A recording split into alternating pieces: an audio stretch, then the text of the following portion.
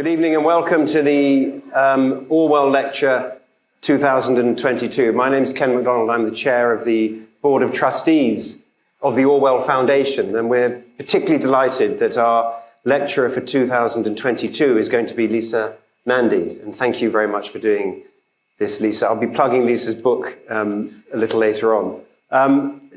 Lisa was born in Manchester and studied politics at the University of Newcastle and then public policy at Birkbeck College in the University of London. Very appropriately for an Orwell lecturer, she was elected MP, Labour MP for Wigan in 2010. And in the years since her election, as well as holding a number of shadow cabinet posts, she's also become well known around the country as one of the more original thinkers in the modern Labour Party. And in 2020, she stood for the Labour Party leadership. And many outside observers felt that she ran a strikingly open and thoughtful campaign during that contest, and it attracted a great deal of interest around the country. When Keir Starmer became leader, he appointed her shadow Secretary of State for Foreign and Commonwealth Affairs, and in a reshuffle the following year, he appointed her shadow Secretary of State for Levelling Up, Housing and Communities, and that's the post that she still holds and discharges with great distinction, full of ideas in that role. Very recently, Lisa published a book, All In, How We Build a Country That Works, which was described by Jess Phillips as brilliant, brave, and bursting with ideas, and by John Cruddas as a positive agenda for change and renewal rooted in the best traditions of the Labour movement. We're really delighted to have Lisa with us tonight. Thank you very much for accepting our invitation, and we all look forward immensely to hearing what you have to say. Lovely.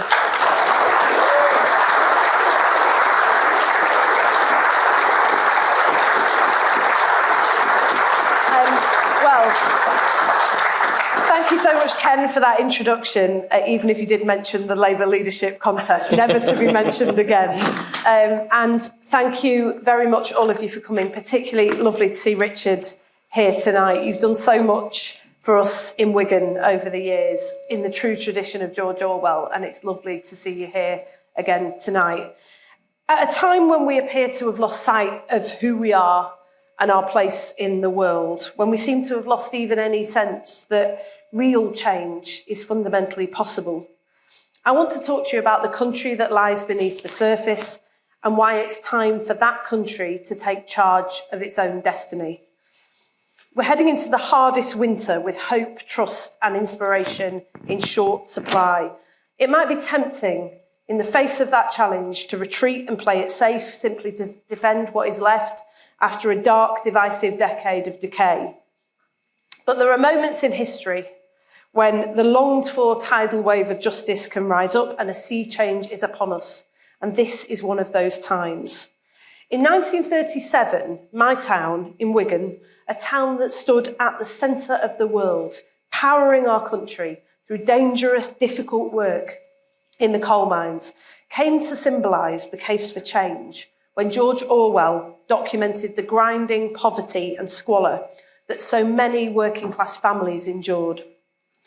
And a few years later, the working-class men that Orwell had come to so admire returned home from the devastation of war, unwilling to accept those conditions any longer. And the Attlee government responded by building more council houses than any other government to date in British history and bringing common goods into common ownership for the common good.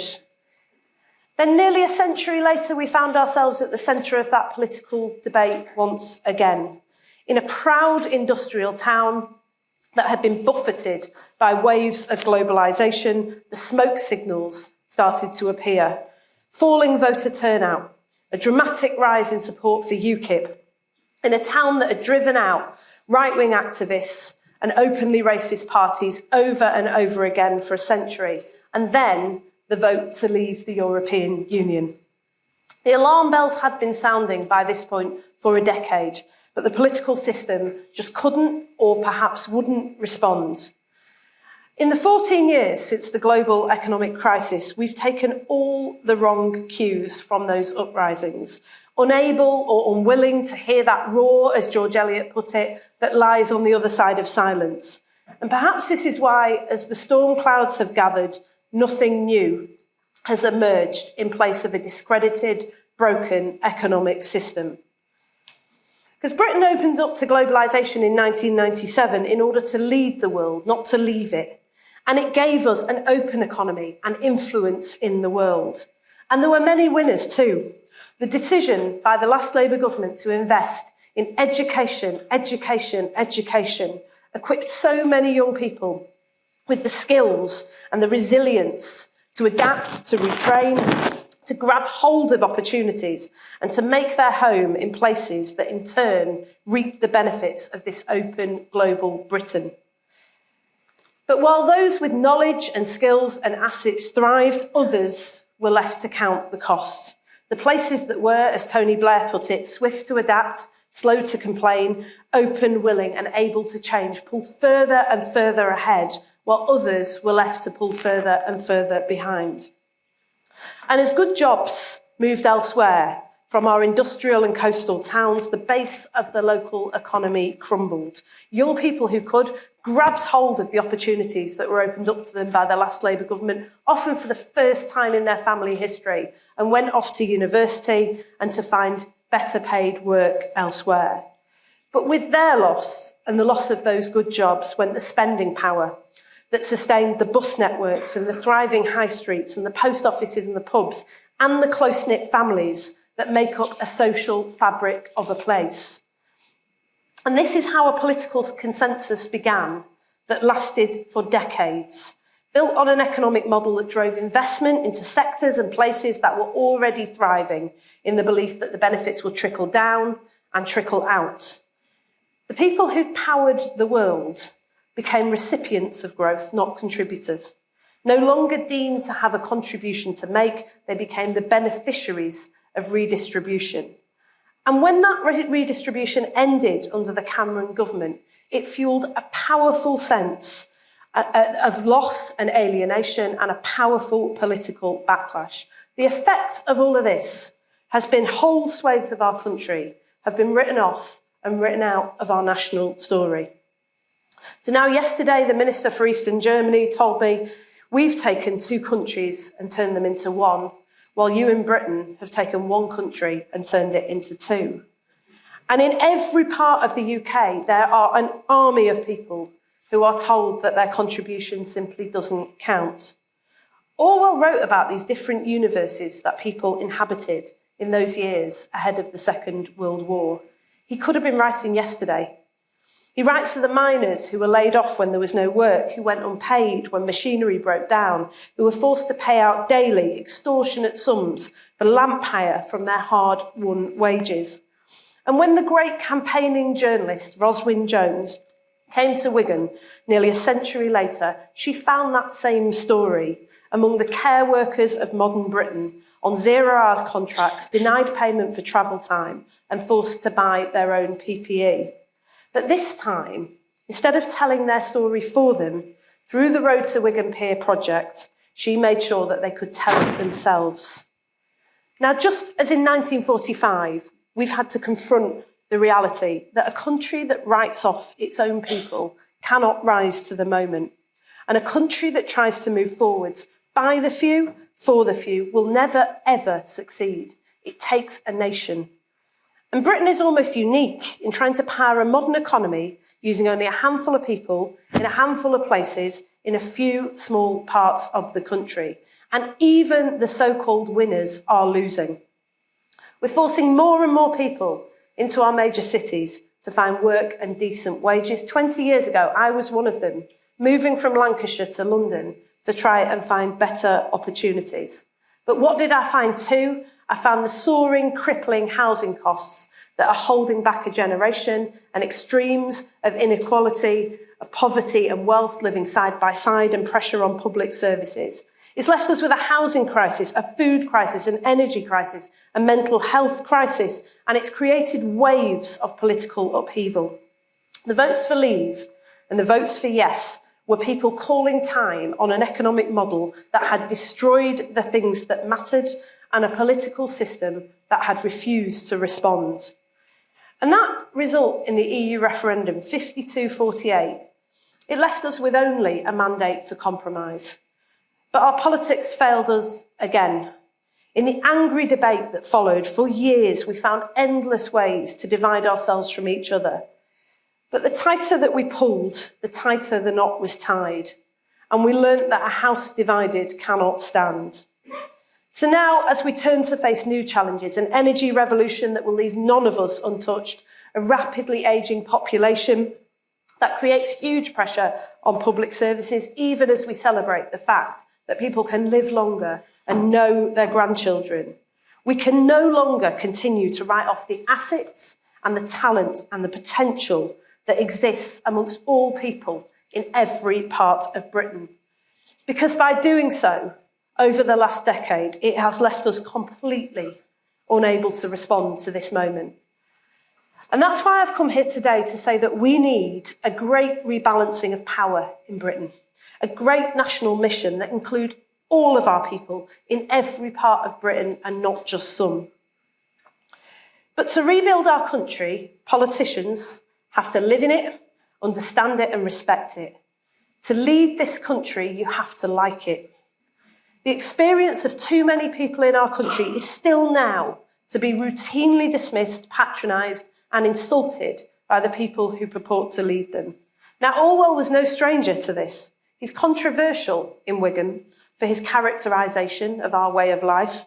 His landlady, Mrs. Brooker, in the first chapter of The Road to Wigan Pier, is described as slovenly, lazy, unscrupulous and dirty. Just as after the Leave vote, we were pilloried in towns like Wigan for being little Englanders, too stupid to understand the implications of the question we were asked, or too racist and xenophobic to care. None of this is who we are. We're a proud industrial town that within living memory powered the world. We're a town shaped by waves of immigration from Ireland and Scotland that has always looked out to the world and looked out for our people at home. Through the Second World War, the tough years of the miners' strike and a decade of austerity, we have been unswervingly patriotic, pragmatic and principled. My experience as a city-born MP in an industrial town, as a Remain campaigner in a community that voted by a factor of 2-1 to leave, and as the youngest MP elected to represent a constituency that has aged as young people have moved to major cities. That experience has convinced me that we can transcend our divisions in Britain, but only if we respect, like, and seek to understand all of the British people and the contribution that they can make. And it's precisely because I've represented a town buffeted by globalisation, at the epicentre of those waves of political upheaval, that I've been able to understand just how badly change is needed. The last 12 years, proudest years as Wigan's Member of Parliament, has changed me and changed my political outlook. Allowed me to drive the debate that has followed and to shape that debate as well. And like me, Orwell was changed by the people he met in Wigan. As you read through The Road to Wigan Pier, you start to feel that here is a man who is going on a journey, being changed and shaped by the people he comes into contact with. He makes no secret of his admiration for miners. Their lamplit world down here, he says, is as necessary to the daylit world above as the root is to the flower. And he came to see, as I have, that the people who drive our buses, who deliver our mail, who work in our shops, who care for our families, these are the real wealth creators and the foundation of our economy and of our country. They were the people who sounded the alarm first on an economic model that is fundamentally broken and a political system that was incapable of responding. And they were right. And while rentier capitalism has been allowed to run riot, a quiet patriotism has been at work in every community in our country that spurs people on to build a country that works. It's curious to me that there are those on the left who dismiss and belittle this quiet patriotism, believing in years past that it was acceptable to wave the flags of so many countries except our own. And when I look at the battle raging now in a divided Tory party, right now, a bitter turf war that pits the so-called red wall against the so-called blue, it reminds me that there is no future for political parties that become so consumed by their own identity that they lose sight of the country in front of them. One cannot see the modern world as it is unless one recognises the overwhelming strength of patriotism, national loyalty, George Orwell writes. In certain circumstances, it can break down. At certain levels of civilization, it does not exist. But as a positive force, there is nothing to set beside it. That sense of being part of something bigger than you are, the belief that you have not just a right, but a duty to contribute to the common good, is Britain's greatest untapped asset. That by the strength of our common endeavour, we achieve more than we achieve alone. So when love of family, community and country spurs people on to build and create and invest for the long haul, whether it's NHS workers celebrated by Danny Boyle in that hymn to collective endeavour that was the 2012 London Olympics opening ceremony, or the young England footballers celebrated and championed by Gareth Southgate in his love letter to the people of England, or the ordinary, extraordinary people that I've met in every part of Britain over the last 12 years who are quietly rebuilding our communities and protecting and defending everything that matters. Whichever one of those it is, we should celebrate it and we should support them. In The Road to Wigan Pier, George Orwell recounts the story of a man he's just met, a miner, half-blinded in this most useful of professions. He's forced to brave the wind and cold daily to draw his pension. He has no ability, says Orwell, to demand the pension which is his right. 1,000 influences press a working-class man into a passive role, he says. He does not act, he is acted upon. He feels himself the slave of a mysterious authority and has a firm conviction that they will never allow them to do this, that and the other. Almost a century later, on the day of the EU referendum itself, in the Wigan town centre, I heard those exact words from an elderly man. It doesn't matter what we vote for, he told me, because they'll never allow it. I argued with him that day, and 3 years later, as we went round in circles trying to overturn the result, I realised he was right. Through all of this runs a system that strips people of their agency and the contribution that they have to make. This is a paternalism that has run right through modern politics, summed up for me in 2019, when we had a choice between a Conservative leader promising to deliver on the priorities of the British people and a Labour leader promising to transform society on behalf of the British people. This is the gulf between the people and the political class that Orwell came to rail against. To lead this country, you have to believe in its people and the contribution that we have to make. We don't want to be passive recipients of economic growth. We want to contribute to and to share in the country's success. Contribution, not redistribution. This was Orwell's journey. It must be ours. That's why I believe that we must tilt the balance of power back to people so that the country that is only just beneath the surface can take charge of its own destiny. So we can harness that quiet patriotism, that great force out in the country and turn it towards the common good. My party, Labour, was forged out of the traditions of mutual self-help that led to the creation of cooperative societies, burial societies, and the trade unions. We've lost something of this in recent decades, and we must remember it again. So that we can smash up a century of centralisation, because rebuilding the national economy begins with the local. So we can hand power back to our communities to take decisions about their own families, their communities and their lives, and to councils and mayors through real powers over housing and transport and skills so that they can drive growth from the bottom up and build thriving, inclusive places where people want to live and work for all and not just for some. Too often these are the people who have to fight the system to achieve meaningful change, when they should feel the whole system pulling in behind them.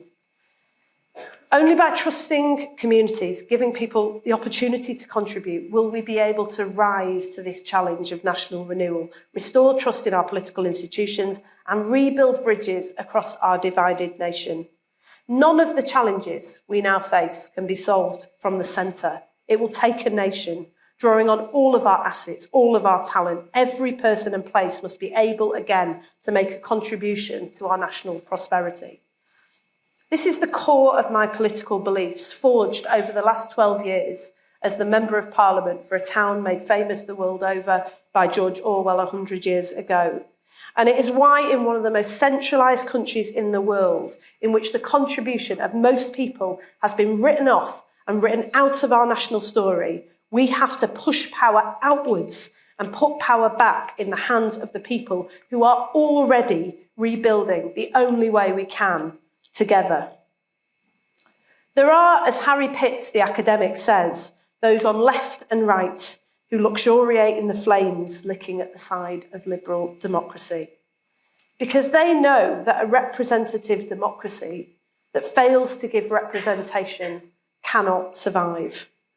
And only yesterday, as we gathered in Leeds to set out that the driving mission of the next Labour government will be to effect the biggest transfer of power, wealth and opportunity out of Westminster in British history, some journalists suggested that this is a world away from what people care about. They couldn't be more wrong, because I've learned that those with a stake in the outcome and skin in the game work harder, try longer, think more creatively and do more because they can do no other. And it is only by tilting the balance of power back in their favour that we'll once again build a country that works. Writing during the Blitz, with the fate of the country in the balance, Orwell said, "Nothing ever stands still. We must add to our heritage or lose it. We must grow greater or less. We must go forward or backward." In these stormy times, when so much is broken and nothing is certain, we must go forward. We will rise to this challenge and we will carry the torch forwards and we will rebuild Britain the only way we can, together. Thank you.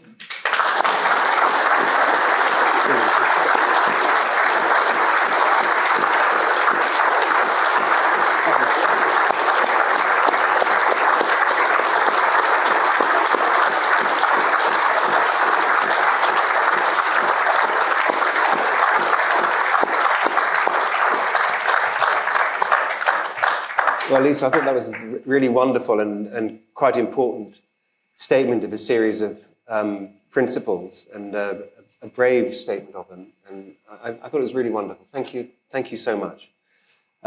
We've got time for questions, and I'm sure there'll be some. And if you ask a question, we've got microphones which will be passed around to you. Could you please identify yourself before you ask your question? I just want to, before we start, I just want to ask you one myself, which I'll exert my privilege as chair of the lecture to ask you this. You sketched out a vision of a sort of left. But can I just say, I've got a beer coming, so okay. No offence. Excuse me, can I have one as well?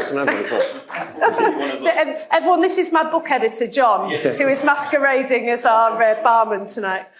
You sketched I thought, quite a moving picture of what left patriotism might look like. And the picture you painted would have been very familiar to Orwell, and was probably quite close to his vision of what a left patriotism would look like. So what's your response to people, and in recent years there have been growing numbers of them who see the country's heritage as being a source of shame rather than pride? And often these are people who would naturally be of the left and supporters of the Labour Party. How do you deal with that criticism? Well, I think perhaps because my dad is from India. He was born and brought up in Calcutta. He still calls it Calcutta, but has lived most of his life in England. And he says, like the great Eric Hobsbawm, who was a regular feature at Birkbeck, where I studied round the corner, he says, as an immigrant, you often see things at a slight tangent to the world.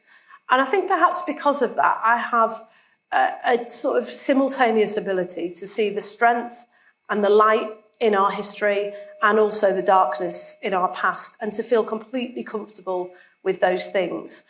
I'm half Indian, I'm mixed race. My mum hails from the south. I was born and brought up in the north. I'm a Mancunian by birth and a Wiganer by choice. I feel completely comfortable with feeling at once English, British, and proudly part of the European Union for many, many years, and an internationalist as well in a party that has always had a strong international tradition. I think we have to get comfortable with messiness and complexity in British politics. I actually think the public are far more comfortable with it than we are. In those very angry years after the referendum, when the political system had pulled apart and polarised really sharply amongst people who'd been relatively reasonable during the EU referendum debates and then became sharply polarised afterwards. My next door neighbours voted leave. They were still putting my bins out on a Wednesday when I was in Parliament. You know, there was families in every part of the country who'd found a pragmatism and an ability to compromise and an ability to see the world as it is. And that's what I found when I made my home in Wigan over a decade ago. I found people who have the ability to see the strength in our country's past and also the problems. And like Orwell said, you know, our past is a sort of living, breathing bridge to the future. It was never meant to be a fixed moment in our history. This is the invisible chain that binds the nation together. And to constantly be able to rethink and reassess and reappraise the history of Britain for good or bad in order to take us forwards, seems to me that's the loss of that on the left has been a real loss for us and a loss for the country. And I think slowly we're starting to remember that again. Okay. It's a great shame you're not going to be the next Prime Minister. So I promise not to say that. Sorry, Liz. So we've got one here. Can I ask people, because they're going to be thank you, because there are going to be so many questions. Can I ask people, not to make long statements, but to genuinely ask questions and to only ask one question and to keep them quite brief. So you first. Okay, I'm Nicola Rossi. We met briefly in Wigan with the Orwell Society, dystopian author. My question is about your process. You gave such an articulate speech tonight, so many ideas. You talked about how it's kind of been formulated over the last 12 years. What's your process for pulling that together? When do you get time to think when you have so many other things to do? It's a good question. It's a lovely question. Well, I don't know. I mean, I wrote this book recently, and a very senior member of HarperCollins North, who is now masquerading as our barman, was a constant source of support for all of that. But I wrote most of it when I was either on the train or sitting at Crewe railway station in the middle of the night waiting for an Avanti train that never materialised. Half of it on my phone. And I do remember thinking at some point, I'm sure Churchill didn't have to put up with this. But I suppose really it's people. That's the thing that's changed me over the last 12 years, and that's where I've learned the most about our country. Whether it's in Sunderland, meeting these inspirational women who were watching their town centre fall apart and started to buy up the housing stock that existed there with a small grant from the last Labour government. They've managed to buy up large swathes of the housing stock in their village, turn it back into public use. They're letting it out to local people at affordable rents in good condition. They're holding families together and they're using the proceeds to reinvest in the people of Hendon in Sunderland. They call themselves back on the map in recognition of how much they used to contribute and how much they have to contribute still. These are the people that inspire me every day. And I think the biggest thing for me was during the referendum, I spent 6 months touring parts of the north of England where people had voted Labour consistently for 100 years and where we found ourselves on the other side of the argument to them. And after about 6 months, it was on a visit to the Nissan factory in Sunderland that I suddenly stopped talking and started listening. I think listening is a slightly lost art in British politics. But listening, processing, reading, exploring the world beyond your borders, particularly reading fiction for me, is a good way of remembering that there is a wider world than the bubble that we inhabit in Westminster. And it's that really that has taught me everything that I've learned and had the privilege to learn over the last 12 years. Oh, I'd forgotten that we've got... no. Look, terribly sorry. You've written off the next generation. We've got two of our Orwell youth fellows here, and I'm supposed to ask them first. I'm really sorry about that. So the youth fellows are young people who were finalists for the Orwell Youth Prize, and we're delighted to have you here. So you must be Bella. Right. Thank you so much for speaking to us. I was wondering if you think it's sort of possible to have geographical equality kind of across the UK, or whether or not there'll always be more prosperous areas. And if you think it is possible, what are some of the kind of first steps that we should be taking towards that? So my point is not that all areas have to be the same, have to reach the same level. It's that all parts of our country need to be allowed to take control of their own destiny. I stole this phrase from George Orwell, the country that lies beneath the surface. It's slight abridgment because he talked about the England, but must take charge of its own destiny. And I think there are moments in history when change doesn't just become possible, it becomes inevitable. And I think this is one of these moments, because there's a clamour for change everywhere you go in the country. And there's a recognition, I think, that things are fundamentally broken and that we can't go on like this. So I don't want to see everywhere become the same. I don't think that everywhere has to make the same choices. It may be that some parts of the country want to put more investment into high-tech jobs and skills, and others want to see specialisation in things like food production, which Wigan is now uniquely well placed to do and is really well known for. One of the things that people back home place a huge emphasis on is community life and the quality of life and green open spaces and the quality of our air and families being able to stay together and contribute. But I think all parts of the country have to have the right to take charge of their own destiny. And once you put that together, what you get is a country that works, where everyone has a place and everyone has a role and everyone has a stake in the outcome and skin in the game. And that's when you get a country that works. So that was Bella. Bella, could you tell us what you were shortlisted for? I wrote a poem called Two for Joy, which is about the climate crisis and the approach we kind of take to our natural world. Okay, thank you. And Hugh Ludford. Hugh. Hi. Do you ever feel a conflict between your role as an MP and your role in the shadow government? Do you feel you have to pick between your loyalty to your constituents and your loyalty to a party? So I felt this most of all, actually, during Brexit. I remember going to see Keir Starmer when I was on the backbenches before the 2019 election, when the Labour Party had decided to back a second referendum. And as always with Keir, from the first time I ever met him when he was Director of Public Prosecutions, succeeded Ken, and I went to see him about trafficked children who were being picked up and prosecuted as the criminals rather than the victims of crime. And all those years later, when I walked into his office during those very fractured, difficult years for Labour, I found him to be open and willing to listen, to change, and to be constructive and supportive. But one of the things I said to him and I said to Jeremy at the time was that what you're essentially forcing us to do is to either stand up for the interests of our constituents and the people that we represent, that we were founded to represent, or stand up for the Labour Party. And the Labour Party should never be in that place.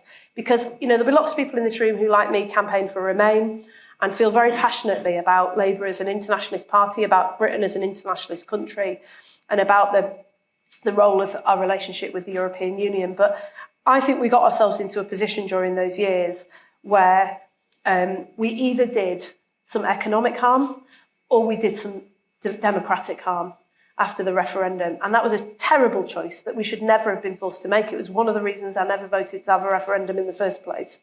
But we got ourselves into that place, and I genuinely felt we were setting fire to democracy. When that man in Wigan Town Centre said to me, "They'll never allow it to happen," I thought he was talking nonsense, and he was right. And, after that, people being told that they were the wrong people who'd voted. Even the name the people's vote was felt as profoundly offensive back home, that they hadn't understood the question, as I said in the speech, that they were racist, that they were xenophobic, that they were Little Englanders in a town that prides itself on having powered the world and still counts as its biggest employer, the Heinz food factory that exports products all over the world. We're not any of that. And I think there is a tension sometimes in British politics, but I think when you get yourself into a place where you have to set yourself either for your party or for people in the country, you're in a very bad place. And we've been incredibly polarised in the last few years in Britain. We've been incredibly divided, not just about Brexit, but about all sorts of things. But isn't that the job of any politician worth their salt, is to help the country negotiate its way through shared challenges and find a solution in the interests of the many? And that's what I think Labour is becoming again. And that's what I believe has to be the core of the next Labour government and our approach to how we govern this country. And Hugh, what were you shortlisted for? A short story in 30 Short story, okay. Right, more questions. So there's a just in the stripy top, just there. Again, if you could identify yourself, please. Hi, I'm Megan Kenyon. Yesterday, Gordon Brown said during your a New Britain review that Labour wants to end the standoff between local and national politics, and you kind of talked about the fact that Britain is a really centralised country, and I wondered how you thought we could do that. Is it through more devolution? Is it by kind of regenerating the status of councillors to make them just as kind of well respected as MPs, like as a position? I wondered what your thoughts are on that. So I think there are three things that we need to do. The first is to move far more power out of Westminster and Whitehall into the hands of local elected leaders in all parts of Britain. I don't care whether you want a mayor or you want your council to work with other like-minded councils in order to deliver the change that you need. Unlike this government, I don't think we should be prescriptive about that. I think we should respect the fact that in any democracy worth its salt, people have the right to consent to their own governance arrangements, and that we should hand power back to communities over housing, over skills, over transport, not just buses, but rail, over job centres, so that we can lever in investment to places that haven't seen it for 4 decades, and that we can start to build those good jobs that form the basis of a thriving local economy. No more of these small handouts from Westminster and Whitehall, small sums of our money repatriated back to us to deliver on the priorities of a group of junior ministers who've never set foot in the places that we call home. There's a paternalism that runs through that approach that I roundly rejected here. I don't think we know better than those communities and those local leaders. And I think we have to put power back into people's hands in order to build that country that can do well again. Secondly, I think we have to put power into the hands of communities in order to hold those people to account. Throughout the devolution reforms of the last decade, democracy has been an afterthought and the people have been cut out of the conversation. And some of the most inspiring work that I've seen has been by communities who've taken control of their own assets, whether it's live music venues or football clubs or housing stock or land, and use that to rebuild municipal socialism, to turn investment back into an asset for their community and to protect things of value. And we're absolutely determined to do that as the next Labour government, a community wealth fund, a powerful new community right to buy. And there's a man called Mark Gregory who's going to hate me for this, but I've just spotted him sitting over there, who is the chief economist for Ernst & Young, who's running a commission for us with communities across the country to work out how we can put more power, not just into the hands of local leaders, but into the community and the people's hands itself. But thirdly and finally, this is not an argument from me that the local is good and the national is bad. If anything, my experiences over the last 12 years as Wigan's MP have taught me that when national systems fail, the consequences locally are appalling. And what we need is national governments who are prepared to work together in order to defend democracy, to put people before profit, to take action on issues like climate change that are ruining lives across whole swathes of our country because of frequent flooding, that is putting homes and jobs and livelihoods at risk, and all of those global issues, through our trade deals and the way that they've eroded people's security and the foundations of a decent life. We need the central government to start doing its actual job and stop trying to do ours. Okay, let's have one over here, the front row. Wait for the microphone. And could you tell us who you are before you ask a question? Thank you. Troy Francis Brown. I was invited via the Orwell Youth Foundation. I just wanted to know, as an aspiring writer and politician, how can writers of today help you lot out with your great ideas like left-wing patriotism in the same way Orwell helps out Attlee in pushing forward politicians, because writers, politicians, they go together? So I think this is a great question, actually, because it's the swirl of ideas and the currents of those ideas that you see over the course of history advancing the human cause. And I guess if I've learned anything over the last 12 years, I'm someone I was born in 79, the year that Margaret Thatcher came to power. I was 17 and a half before I saw my first Labour government. And over those years after 1997, I think I started to believe somehow that the arc of history always bends towards progress. And if I've learned anything in the last 12 years, it's that progress is not inevitable. It falls to every generation to pick up the baton and fight those battles anew.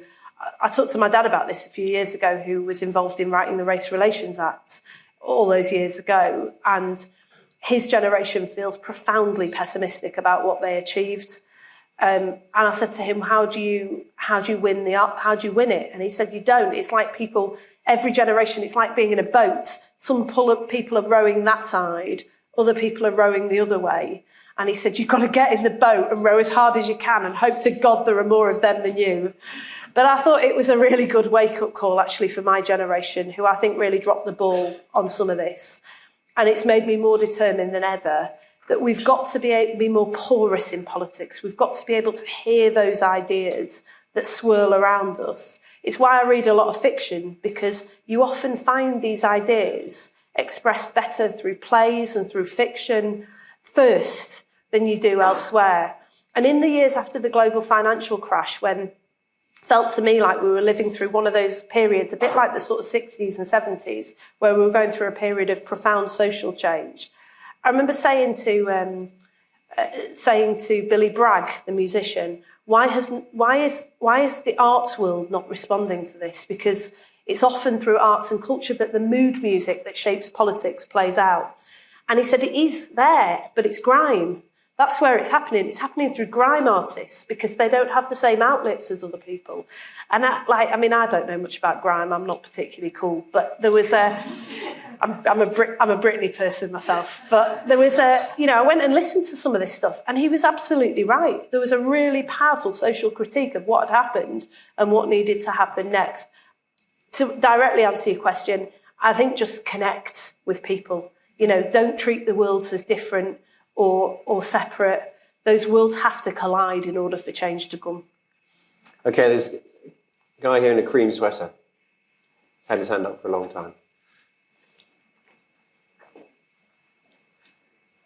Hi there, Harry Scoffin. Labour's obviously repositioned themselves as a party of home ownership. And obviously you mentioned in your speech a rentier capitalism has been allowed to run riot. I'm 27, I live in a flat with my mum. The service charges have gone up £10,000 in 5 years. That's the ultimate rent seeking. The guy lives in Monaco. Is Labour going to finish what Frank Dobson and, I've forgotten his name now, Nick Rainsford said, an end to feudalism? Because Orwell, he would be ashamed that leasehold, we're the only countries left in the world that have it. We're the lowest density cities in Europe as well. That's a big issue of productivity. Is Labour going to finish the unfinished work, to bring us mass shift to commonhold and bring us into line with the rest of the world, and even Scotland, where they have tenement flats? We can all live, where we work. I think that's what we saw with the pandemic and, the move to home working. Has Labour got policies on this? Because obviously landlords, everyone goes on about private rented sector. I might be spending 40, 50% of my income on rent, but I don't want to be spending 40, 50, 60% of my income on service charges. Yeah. So to answer your question directly, yes, we have a view on this, and yes, we're going to end it. It's a feudal system that has no place in modern Britain, and we are going to end leasehold on new properties when we get into government in the first term of a Labour government, and we're going to phase out leasehold for those where it currently exists in favour of a new form of common hold. We've taken our inspiration from other countries around the world who've done this, countries like Australia, Canada and others who've pioneered new forms of ownership, because in the end, we fundamentally believe that a house is a home, and a decent home is not a market, it's a fundamental human right. So yes. Okay. This guy in the grey sweater in front. Ken, could you tell us who you are? My name's Ken, so I'm another Ken, and I'm a Lancastrian, originally. And I'm one of those who voted for Lisa originally, so there you go, just as a matter of interest. There are a few of you knocking around, not many. He's doing all right. But do you know, I've just managed to read the preface of your book, and it kind of relates to what the last speaker says. And what you talk about initially is the Attlee government. And I think we're in that moment again, are we not? And that, together with a more radical idea of the localism, surely what would really give that localism power is the renationalisation of water and energy. And some of us can just about remember when local authorities used to have a play in water and so on. Certainly wasn't, I don't remember the kind of pollution that went on and the profits that went on. Well, there wasn't any profits because they were nationalised industries. So, and I hope, Ken, as a fellow Ken, you'll allow me a slightly different one, because we also have shared heritage, Lisa and I. And of course, so does George Orwell, in that sense of where he was born. And I think India is one of the most, it's clearly a very, very important country, but I wonder what George Orwell would have made of that, what's happened there at the present time, and indeed what your dad and yourself think about that, because we need a relationship with them, but goodness me, it's a scary country at the moment. So that's two good questions. Yeah, it's like harder than A-level maths. That didn't end particularly well for me either. Firstly on common ownership, we've got a commitment to bring the railways back into public hands through nationalisation. Anyone who spent time on a train recently, well, if you got on a train, then well done you. If you've managed to get to where you were hoping to go to, then even better, and you deserve a prize. But it's never made any sense to me about that you could have competition on the railways, and there's only one track, there's only one set of trains, and these contracts are given out for so long in advance. But what we haven't done is said that we're going to give huge amounts of money to shareholders in those private companies. We'll take those contracts back into common ownership as they expire, because I don't fundamentally believe that at a time when there's very little money around and people haven't got a lot of it, that we should be using it on boosting the profits of private companies who've underperformed and underdelivered and treated their passengers and their workforce with complete and utter contempt. And in relation to other areas of common ownership, I talked about this amazing moment with the Attlee government where we brought all these public services into common hands for the common good. There are two areas that I know quite well around that. One is energy, where I think there is something quite radical and quite exciting we could do with energy, which is to put energy generation into the hands of communities and councils across this country. Already up and down the country, Labour councils are doing this. In Dagenham, Darren Rodwell, who's our leader there, has built hydro turbines in the Thames in order to generate electricity, which he's using to power local schools and help cut their energy bills, and so that they can spend more money on education and the learning of the children in front of them.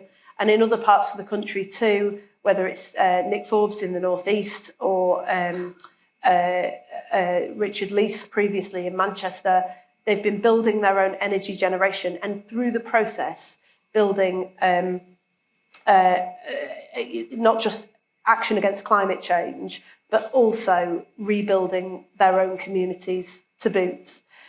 But there's something more exciting, I think, on offer as well. I saw it in Plymouth recently, the community energy company that exists there, that is backed by the council and underwritten by the Labour Council, but is co-owned in common by hundreds and hundreds of local people. They've created local jobs, they've created local apprenticeships, they've broken up the power of the big energy generators over the energy market. And if there's one lesson from the last Labour government, I think, 13 years of Labour government, it's that the Sure Start that is conceived and funded from and executed from Whitehall doesn't survive a change of government, but the community energy company that is co-owned by hundreds and hundreds of local people does.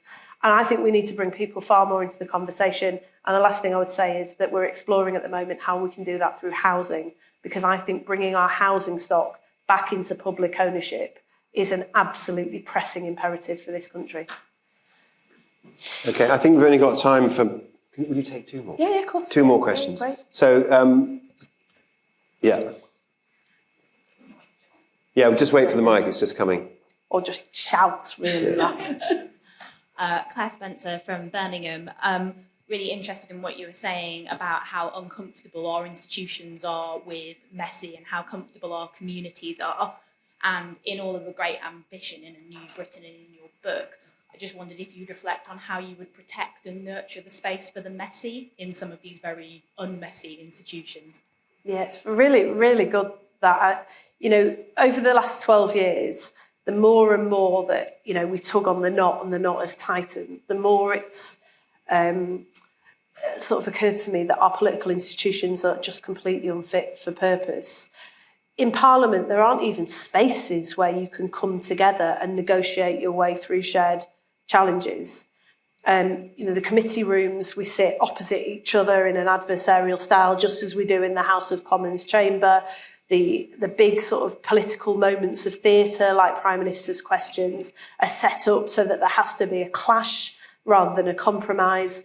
And one of the things that me and a group of friends in Parliament, Caroline Lucas, Jo Swinson, Caroline Lucas, Jo Swinson, Stella Creasy and I called for during the Brexit debates was for a citizens' assembly to try and break the deadlock. Stella said it was like a circuit breaker, but the reason that the reason that she and I did that is because she and I were in the same political party with the same fundamental assessment of what was in the interests of Britain, being pulled in completely different directions, both of us going home night after night to be told by the people of Walthamstow that a second referendum was a no-brainer, and by the people of Wigan that we'd completely lost our minds.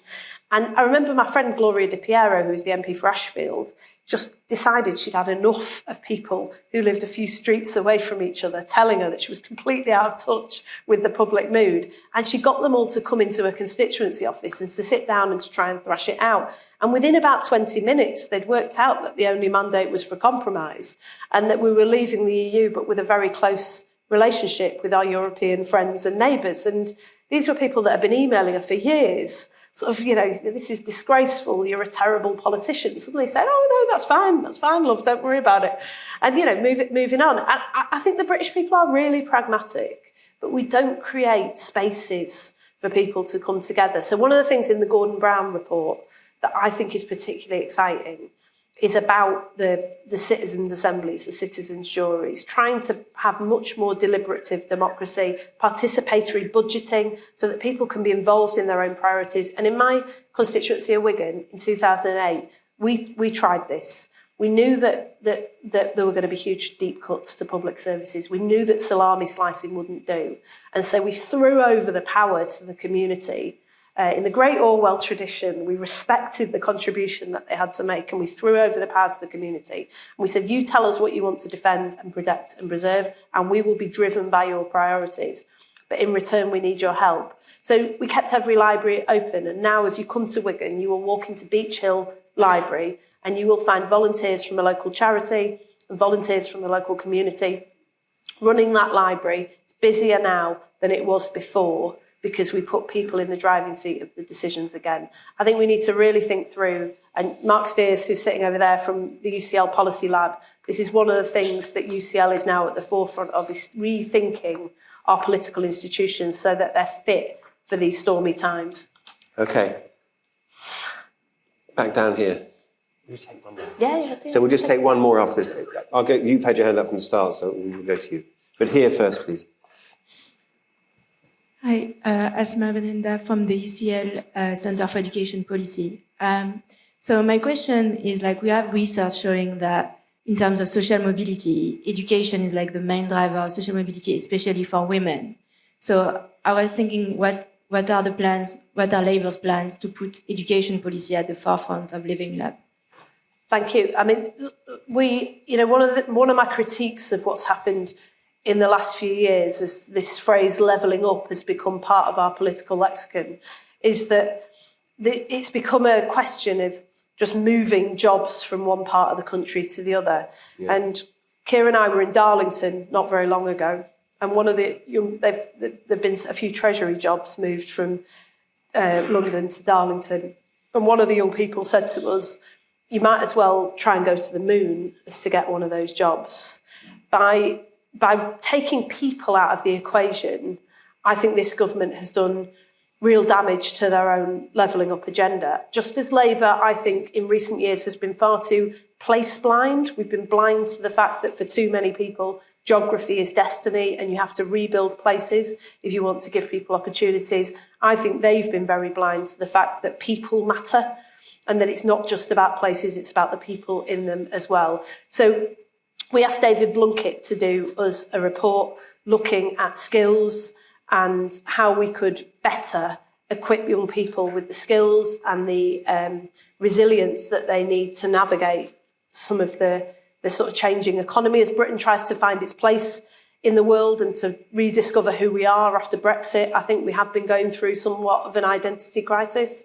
And as we start to forge a future and think through what sort of economy we're going to build, who it works for, and what role we want to play in the world, the skills of our people are going to become more and more important. And that report by David Blunkett, which we've accepted in full, is about devolving the power over skills and FE training and investment in young people and far more flexibility over how you use the apprenticeship levy so that our young people get the chance to get those jobs, to contribute to the future of their communities. You know, I was born in Manchester, I grew up in Bury in Lancashire and then made my home in Wigan. And I was one of those young people who chose to get out, to get on. I wanted to move first to Newcastle and then to London. I wanted to experience new places. But that was my choice, and I had a choice. For too many young people, there is no choice. And we're forcing them to choose between love and home and family and the future, work and opportunity. We should never be in a position again where we're imposing those choices on a generation of young people across our country. And if they want to stay and contribute, we're determined that they're going to get the backing from the next Labour government to do so. Okay, final question. This guy with the green top on. He's trying to work out if that's green or not, so was I. Maybe I'm colourblind. It looks green to me. Maybe you're colourblind, Ken. Either way. Hi, my name's Elliot. I'm an economics student here at UCL doing a master's degree. You've talked a lot about devolution, political institutions. I've no doubt they're part of the answer. What about economic power? How do you give power to people to bargain directly with their employers? You know, we've got a lot of, trade union activism at the moment, which is obviously, weighing a lot of people's minds as an important policy debate. But long term, how do we devolve economic power to Westminster? So this is the key question, because without power, it's all talk, isn't it? Yeah, exactly. So, do you know, a few years ago when Wigan Athletic went into administration, really good football club, well run, we think it was a consequence. A new owner took it over and within a few hours plunged us into administration. It's the second chapter in the book. But we were given the right to take over our football club in Wigan. There's a community right to buy, but only if we could find £16 million in a town where average earnings lag well behind the national average. You know, rights are no use if you don't have the means to enforce them. And it's one of the reasons that we've asked Mark to do this work for us on the Community Wealth Fund to make sure that people don't have the rights, but they have the means. Everyone as well. has the right to dine at Savoy. Right, yeah. Although, would you? I don't know. Yeah. It's a pint in a local pub. So this is the key question for us.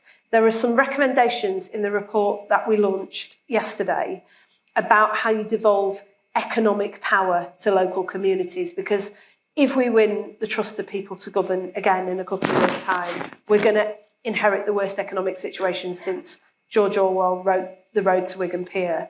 And every penny that we spend is going to have to be spent well, which means we can't afford for people who are hundreds of miles away from our communities, who don't see the assets and the potential in them to be making those spending decisions. They've got to be able to drive those spending decisions themselves.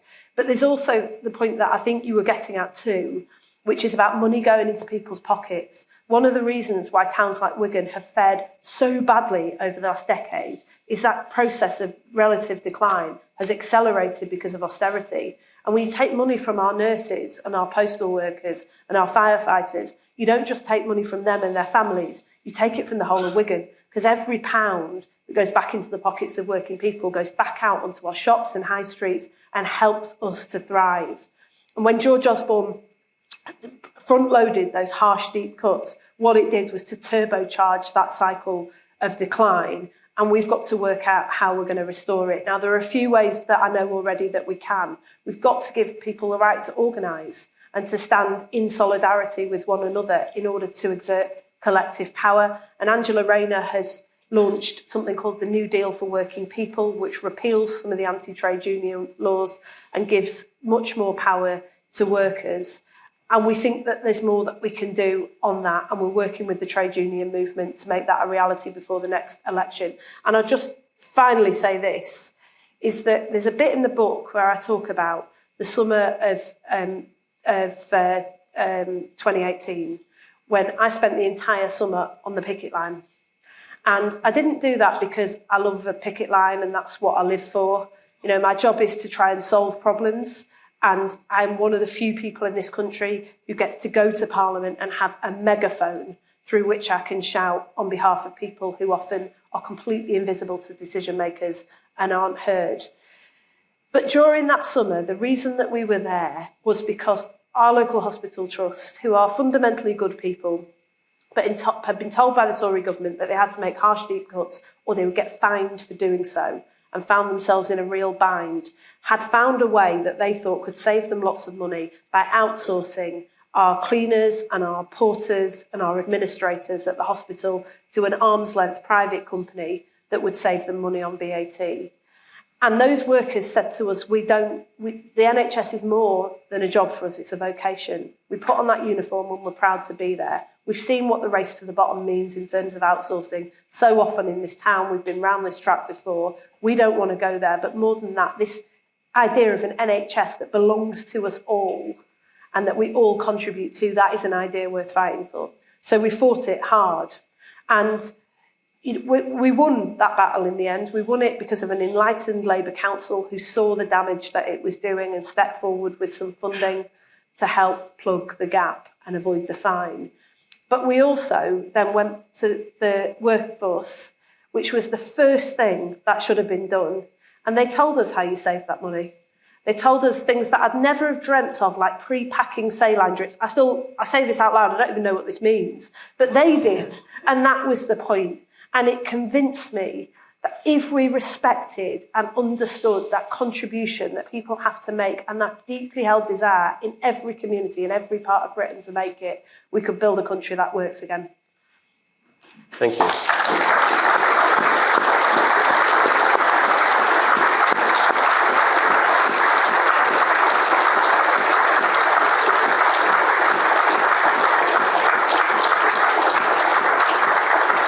Well, that was a really, really compelling lecture, and I thought during the question and answer session you threw out so many really, really gripping ideas, and I think the theme was really this was a kind of vision for renewal, which, dear God, we do need, I think, people say sometimes that political parties go through periods when they have ideas and periods when they don't.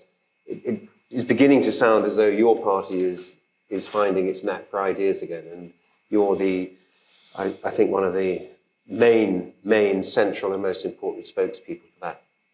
So we're really, really grateful to you. Thank you very much indeed. Thank you. Very much.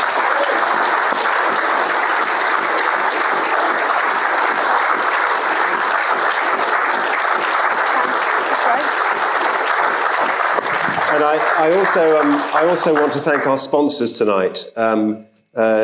Nicola Miller of the Institute of Advanced Studies here at University College. So the Orwell Foundation is housed in University College, and we're tremendously grateful to them for their hospitality and giving us space and supporting us as they have done now for several years, and we hope they will continue to do so. We have a very good and strong relationship with them. I'd also like to thank the UCL Policy Lab and Mark Steers. Where is Mark? Thanks. Yeah, Mark. Hello, Mark.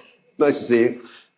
Thank you very much for your support. The Policy Lab does really important and interesting work, and people should follow what it's doing because it's right up there at the forefront.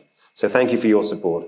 Political Quarterly sponsors us frequently. We have a representative of the Political Quarterly on our board, and we're very grateful to them for their continuing support. And finally, but not least, Richard Blair, George Orwell's son, whose generosity to us over many, many years is very deeply, deeply appreciated by us. So thank you all for your support.